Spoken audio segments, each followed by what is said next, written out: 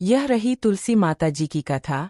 तुलसी माता की कथा, जो कार्तिक मास की एकादशी तिथि, विशेष रूप से देवउठनी एकादशी या तुलसी विवाह के दिन सुनाई जाती है। तुलसी माता जी की कथा। प्राचीन काल में पृथ्वी पर एक महाप्रतापी दैत्य हुआ जिसका नाम जालंधर था। वह समुद्र का पुत्र था और उसकी पत्नी का नाम वृंदा था। वृंदा भगवान विष्णु की परम भक्त थी। उसके पतिव्रत धर्म और भक्ति के प्रभाव से जालंधर अजेय बन गया था। देवता भी उसका कुछ नहीं बिगाड़ पा रहे थे। देवताओं ने भगवान विष्णु से प्रार्थना की कि वे किसी तरह जालंधर का वध कराए।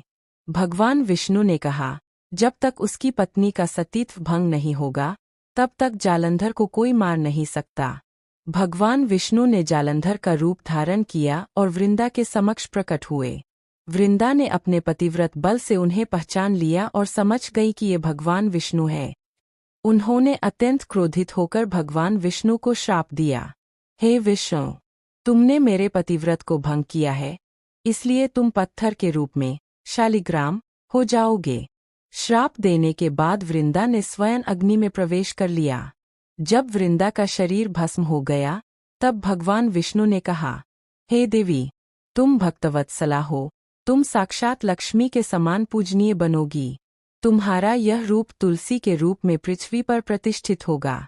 जो मनुष्य तुलसी की पूजा करेगा, वह मेरे समान पुण्य का भागी होगा। इस प्रकार वृंदा का पुनर्जन्म तुलसी पौधे के रूप में हुआ। भगवान विष्णु ने कहा कि तुलसी के बिना मेरा पूजन अधूरा रहेगा। इसी कारण तुलसी विवाह, तुलसी जी और शालिग्राम भगवान का विवाह कार्तिक मास की देवउठनी एकादशी को किया जाता है। इस दिन तुलसी जी को दुल्हन की तरह सजाया जाता है और भगवान विष्णु या शालिग्राम से उनका विवाह कराया जाता है। तुलसी माता की पूजा का महत्व।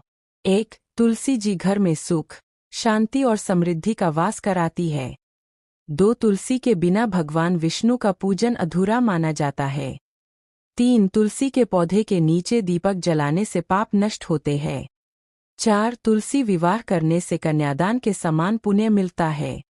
सभी भक्तों को राधे राधे।